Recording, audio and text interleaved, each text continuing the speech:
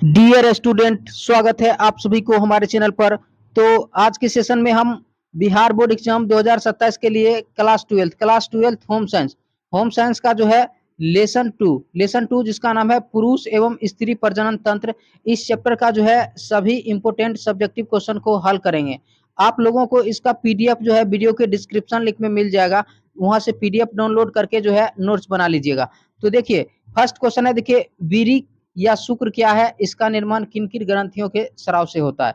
तो वीरी या शुक्र क्या है, इसका निर्माण जो है किन किन ग्रंथियों के स्राव से जो है होता है। तो देखिए, वीरी या शुक्र, तो देखिए मैथुन क्रिया के समय, तो याद रखिएगा मैथुन क्रिया के समय जो है मूत्र जनन छिद्र के द्वारा जो द्रव निकलता है उसे वीरी या शुक्र कहते हैं। तो इस तरह से आप लोग परिभाषा याद रखिएगा कि मैथुन क्रिया के समय मूत्र जनन छिद्र के द्वारा जो द्रव निकलता है उसे वीरी या शुक्र कहते हैं। देखिए, इसका निर्माण तीन ग्रंथियों के स्राव से मिलकर होता है। तो याद रखिएगा, वीरी या शुक्र का निर्माण जो है तीन ग्रंथियों के स्राव से मिलकर होता है। एक होता है, देखिए, शुक्राशय होता है, प्रोटेस्ट होता है, उसके बाद देखिए अधिवृषण होता है। तो इस बात को आप लोग जो है याद रखिएगा। नेक्स्ट क्वेश्चन है, देखिए, शिश्न यानी कि पेनिस क्या है, इसके प्रमुख कार्य को लिखे। तो शिश्न यानी कि पेनिस क्या है, इसके प्रमुख कार्यों को लिखे। तो देखिए, जिसके द्वारा निषेचन क्रिया के दौरान शुक्राणु मादा के गर्भाशय में प्रतिस्थापित होता है, शिश्न कहलाता है। तो याद रखिएगा कि जिसके द्वारा निषेचन क्रिया के दौरान जो है शुक्राणु मादा के गर्भाशय में प्रतिस्थापित होता है, क्या कहलाता है, शिश्न जो है कहलाता है।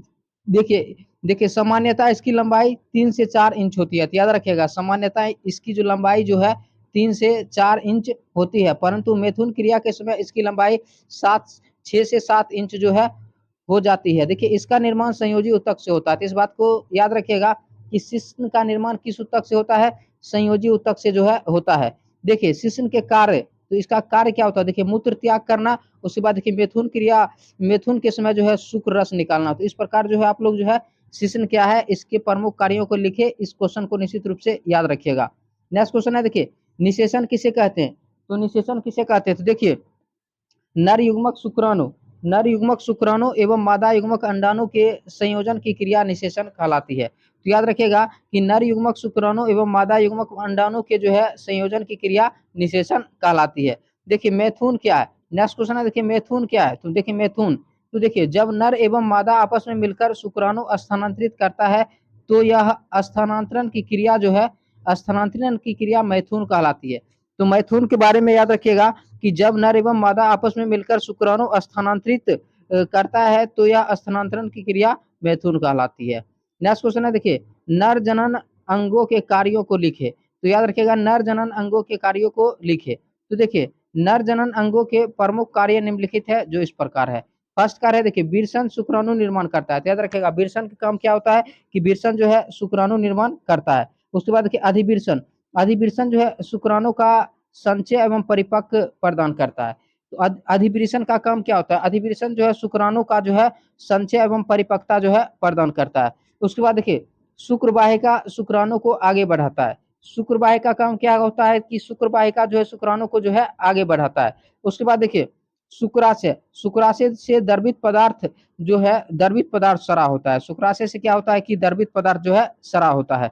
उसके बाद देखिए, पूर्व अस्त ग्रंथि के द्वारा स्रावित द्रव शुक्राणु को सक्रिय बनाता है।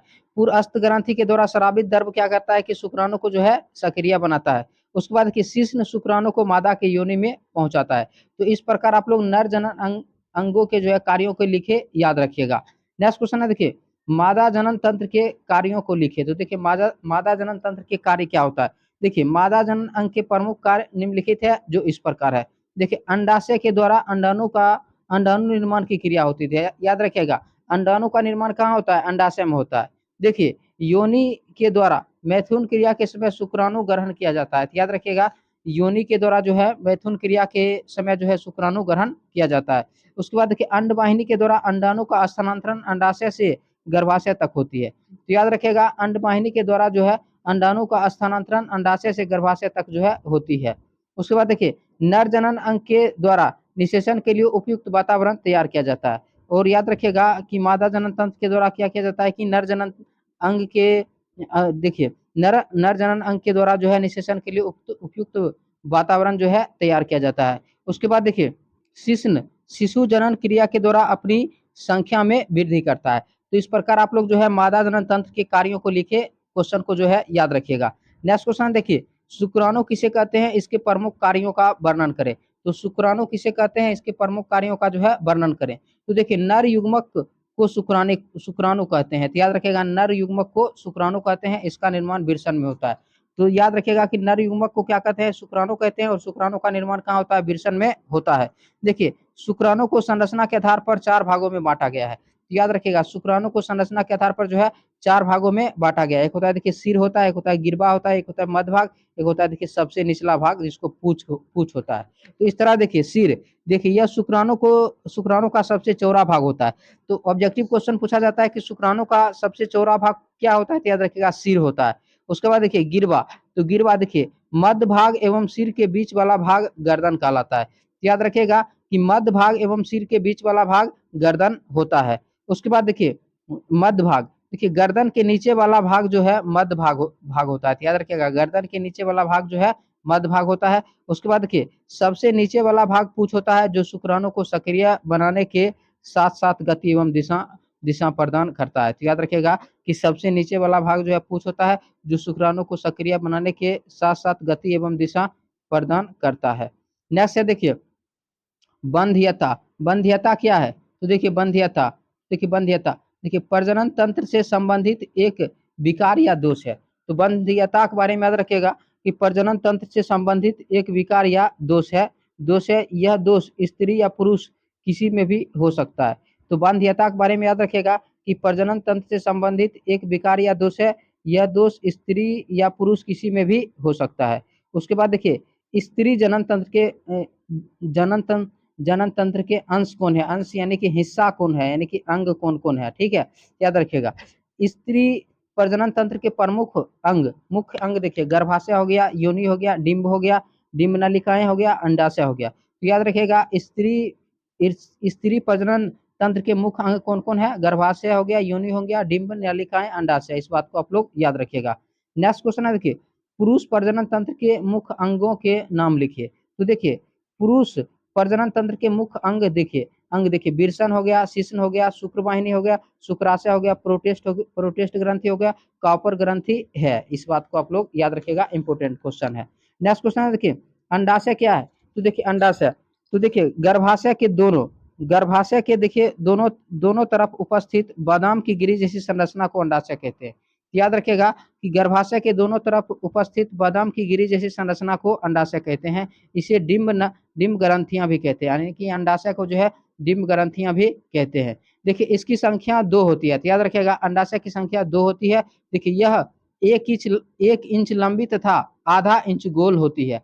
अंडाशय जो है 1 इंच लंबी तथा आधा इंच जो है गोल होती है, जिसमें अंडाणु का निर्माण होता है। देखिए लगभग 28 दिन में प्रत्येक अंडाणु परिपक्व होती है। तो इस बात को याद रखिएगा कि लगभग 28 दिन में प्रत्येक जो है अंडाणु परिपक्व होती है। नेक्स्ट क्वेश्चन है देखिए मासिक धर्म से आप क्या समझते हैं। तो देखिए मासिक धर्म, तो देखिए मादाओं में जो है जनन काल के दौरान जो है जनन अंगों में एस्ट्रोजन हार्मोन स्रावित होता है। देखिए इस हार्मोन के स्राव से आंतरिक अंगों में कुछ विशेष परिवर्तन होते हुए चक्रीय परिवर्तन की क्रिया होती है, जिसे मासिक चक्र कहते हैं। तो इस बात को आप लोग याद रखिएगा। देखिए और यह क्रिया सामान्यतः 28वें दिन पर दोहराता है, और मासिक चक्र की क्रिया जो है 28वें दिन पर दोहराता है। देखिए देखिए यह सामान्यतः 13 से 14 वर्ष से शुरू होकर 45 से 50 वर्ष तक जो है चलता है। देखिए एक मादा के द्वारा प्रत्येक 28वें दिन पर एक परिपक्व अंडाणु अंडोत्सर्ग क्रिया के द्वारा है अंडवाहिनी में पहुंचता है। देखिए अगर अगर निषेचन अगर निषेचन जो है निषेचन की क्रिया ना हो तो अंडाणु अपनी परिपक्वता को खोकर रक्त की क्रिया के द्वारा शरीर से बाहर उत्सर्जित हो जाता है। इसे इसे क्या कहते हैं, इसे रजोधर्म हो गया, मासिक धर्म हो गया, मासिक स्राव या ऋतुस्राव कहते हैं। तो ये क्वेश्चन आप लोगों के लिए जो है 5 मार्च के लिए काफी इंपोर्टेंट क्वेश्चन है। तो निश्चित रूप से इस प्रश्न और उत्तर को जो है आप लोग याद रखिएगा। नेक्स्ट क्वेश्चन है देखिए प्रजनन तंत्र से क्या तात्पर्य है, प्रजनन तंत्र से जो है क्या तात्पर्य है। देखिए प्रजनन प्राणियों का एक विशिष्ट लक्षण क्यों है, स्पष्ट कीजिए। तो देखिए प्रजनन क्रिया में भाग लेने वाले अंगों के सम्मिलित रूप को प्रजनन तंत्र कहते हैं। तो याद रखिएगा प्रजनन क्रिया में भाग लेने वाले अंगों को जो है सम्मिलित रूप को जो है प्रजनन तंत्र कहते हैं। देखिए प्रजनन प्राणियों का एक विशिष्ट लक्षण है, इसके निम्नलिखित कारण है, इसके निम्नलिखित कारण है। फर्स्ट है देखिए आबादी में वृद्धि।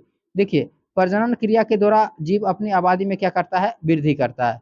नेक्स्ट पॉइंट है देखिए जातियों का अंरक्षण। देखिए एक पीढ़ी से निरंतर दूसरी पीढ़ी क्या होता है, तैयार होता है। देखिए दूसरी से तीसरी पीढ़ी तैयार होता है निरंतर निरंतर इसी तरह किसी भी जीव का जो है प्रजाति की संख्या बढ़ते चला जाता है, जिससे वह प्रजाति विलुप्त होने से क्या होता है कि बच जाता है। तो देखिए नेक्स्ट पॉइंट है देखिए लाभकारी गुणों का वंशागति। तो देखिए प्रजनन प्रजनन प्रक्रम के अंतर्गत युग्मक स्थानांतरण क्रिया में युग्मकों के द्वारा जो है अच्छे गुणों का संचरण जो है पीढ़ी दर पीढ़ी होता है, यानी कि पीढ़ी दर पीढ़ी क्या होता है कि अच्छे गुणों का क्या होता है कि संचरण होता है। नेक्स्ट पॉइंट है देखिए देखिए बालकों में शुक्राणु निर्माण में अंगों की भूमिका का वर्णन करें। तो देखिए ये क्वेश्चन भी काफी इंपॉर्टेंट है कि बालकों में जो है शुक्राणु निर्माण में अंगों की जो है भूमिका का वर्णन करें। तो देखिए देखिए बाल्यावस्था और प्रौढ़ावस्था के बीच के समय को जो है किशोरावस्था या यौवनावस्था कहते हैं। तो याद रखिएगा कि बाल्यावस्था और प्रौढ़ावस्था के बीच के समय को किशोरावस्था या यौवनावस्था कहते हैं। देखिए इस अवस्था में लड़कों के शरीर में सेक्स हार्मोन यानी कि टेस्टोस्टेरोन बनने लगते हैं, जिससे जिससे शरीर में बदलाव होने लगता है। देखिए वीरी कोश में शुक्राणु निर्माण होने लगता है, जिससे प्रजनन अंग कार्य करना शुरू कर देता है और देखिए शरीर मांसल एवं आवाज भारी हो जाता है। तो इस चैप्टर का आप लोग का जो है क्वेश्चन आंसर समाप्त हो चुका है। यह सेशन आप लोग को कैसा लगा है कमेंट सेशन में जरूर बताइएगा। सेशन पसंद आए तो लाइक कीजिए, शेयर कीजिए और चैनल पर पहली बार तो चैनल को सब्सक्राइब जरूर कीजिएगा। मिलते हैं अगले सेशन में, धन्यवाद।